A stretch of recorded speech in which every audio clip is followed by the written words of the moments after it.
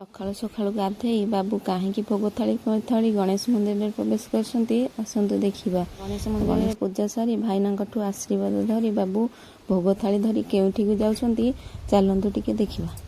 Hello high friends, ମୁଁ ଜୟନ୍ତୀ ଆପଣମାନଙ୍କୁ ସ୍ୱାଗତ କରୁଛି ମୋର ଚ୍ୟାନେଲ୍ KR ଜୟନ୍ତୀ ବ୍ଲଗ୍କୁ। ବାବୁଙ୍କର କେଉଁ ନୂଆ ଅତିଥି ଆସିଛି ଆସନ୍ତୁ ଦେଖିବା। ଏଠି ବାବୁଙ୍କର ଗୋଟେ ନୂଆ କ୍ରେନ୍ ଆଜି ଆସିଯାଇଛି।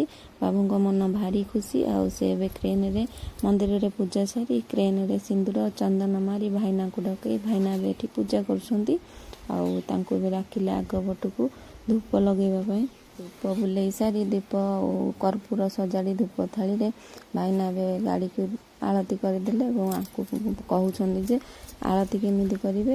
ଆଉ ଗୋଟେ ଲେମ୍ବୁ ଦେଉଛନ୍ତି ନଜର ଉତରିବା ପାଇଁ ଗାଡ଼ିର, ତାକୁ ସିଧା ପଟେ 3 ଥର ବୁଲେଇ ଆଉ ଓଲଟା ପଟୁଆ 3 ଥର ବୁଲେଇ ତାପରେ ସେ ଲେମ୍ବୁଟିକୁ ସିଧାରେ 3 ଥର ବୁଲେଇଲେ।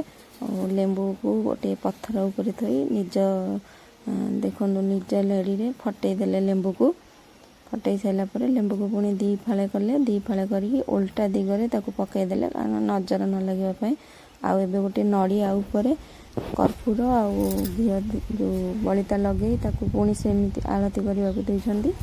ଆଳତି ଏଠି ଏପଟେ ସିଧାରେ 3 ଥର ଆଉ ଓଲଟାରେ ବି 3 ଥର ସିଧା ପଟୁଆ 3 ଥର କରି ସେ ଦୀପକୁ ଏଠି ଏବେ ପକାଇ ଦେଲେ। ପକାଇ ସାରିଲା ପରେ ନଡ଼ିଆକୁ ଗାଡ଼ି ଆଗରେ ଫଟେଇ ଦେଲେ ଗାଡ଼ିର ନଜର ଉତାରିବା ପାଇଁ। ଗାଡ଼ିର ପୂଜା ସରିଲା ପରେ ଭାଇନା କହିଲେ ଏବେ ଭିତରକୁ ଯାଅ, ଗାଡ଼ି ଟିକେ ଆଗକୁ ଚଲାଅ। ତଳେ ଲେମ୍ବୁ ଦିଆଯାଇଥାଏ ଚକଟିବା ପାଇଁ। ସେ ଗାଡ଼ିକି ମୁଣ୍ଡିଆ ମାରିଲେ ଠାକୁରାଣୀକୁ ଡାକିକି ଏବେ ଗାଡ଼ିକୁ ଟିକେ ଆଗକୁ ନେଲେ। ତାପରେ ପୂଜା ସରିଲା ପରେ ମନ୍ଦିର ସାମ୍ନାରୁ ଗାଡ଼ିଟିକୁ ଆଣିକି କମ୍ପାନୀ ଭିତରେ ରଖିଲେ। ଆଉ କମ୍ପାନୀ ରୋଡ଼ ପଟେ ଆଣିକି କମ୍ପାନୀ ଭିତରକୁ ଗାଡ଼ି ଆଣିକି ଆସିଲେ। ଏବେ ସେ ଯଦି ଭିଡ଼ିଓଟି ଭଲ ଲାଗିଥାଏ ତେବେ ଲାଇକ୍ ସେୟାର ଆଣ୍ଡ ସବସ୍କ୍ରାଇବ୍ କରିବେ, ଚ୍ୟାନେଲକୁ ସବସ୍କ୍ରାଇବ୍ କରିବେ। ରହିଲି, ଜୟ ଜଗନ୍ନାଥ, ନମସ୍କାର।